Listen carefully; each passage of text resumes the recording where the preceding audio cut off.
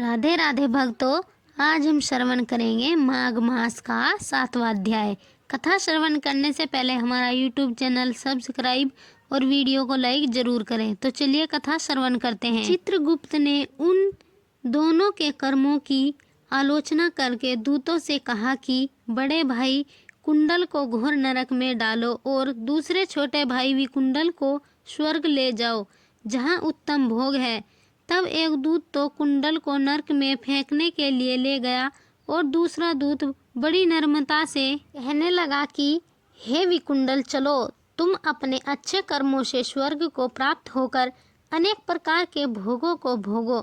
तब विकुंडल बड़े विस्मय के साथ मन में संशय धारण कर दूत से कहने लगा कि हे यमदूत, मेरे मन में बड़ी भारी शंका उत्पन्न हो गई है, अतएव मैं तुमसे कुछ पूछना चाहता हूँ। कृपा करके मेरे प्रश्नों का उत्तर दो। हम दोनों भाई एक ही कुल में उत्पन्न हुए, एक जैसे ही कर्म करते रहे। दोनों भाइयों ने कभी कोई शुभ कार्य नहीं किया, फिर एक को नरक क्यों और दूसरे को स्वर्ग किस कारण प्राप्त हुआ? मैं अपने स्वर्ग में आने का कोई कारण नहीं देखता।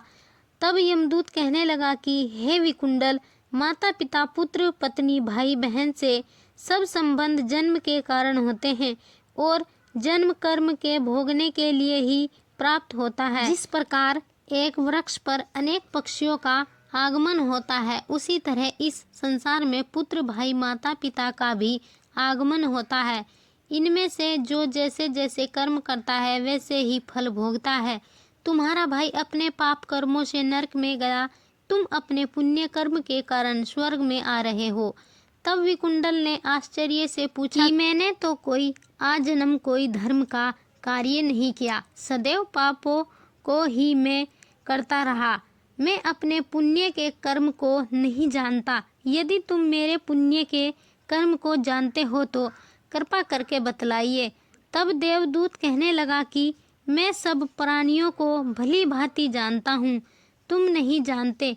सुनो, हरिमित्र का पुत्र सुमित्र नाम का ब्राह्मण था, जिसका आश्रम यमुना नदी के दक्षिणोत्तर दिशा में था।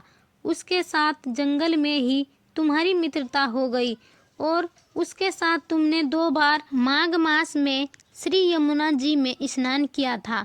पहली बार स्नान करने से तुम्हारे सब पाप नाश हो गए और दूसरी बार स्नान करने से तुमको स्वर्ग प्राप्त हुआ। सो हे वैश्यवर, तुमने 2 बार माघ मास में स्नान किया, इसी के पुण्य के फल से तुमको स्वर्ग प्राप्त हुआ और तुम्हारा भाई नरक को प्राप्त हुआ। दत्तात्रेय जी कहने लगे कि इस प्रकार वह भाई के दुखों से अति दुखित होकर नर्मदा पूर्वक मीठे वचनों से दूतों से कहने लगा कि हे दूतों, सज्जन पुरुषों के साथ साथ पग चलने से मित्रता हो जाती है और यह कल्याणकारी होती है।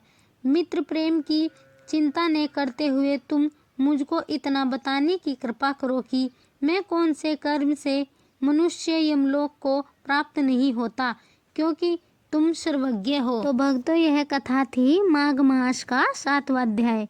8वां अध्याय श्रवण करने के लिए हमारा YouTube चैनल सब्सक्राइब और वीडियो को लाइक जरूर करें। राधे राधे।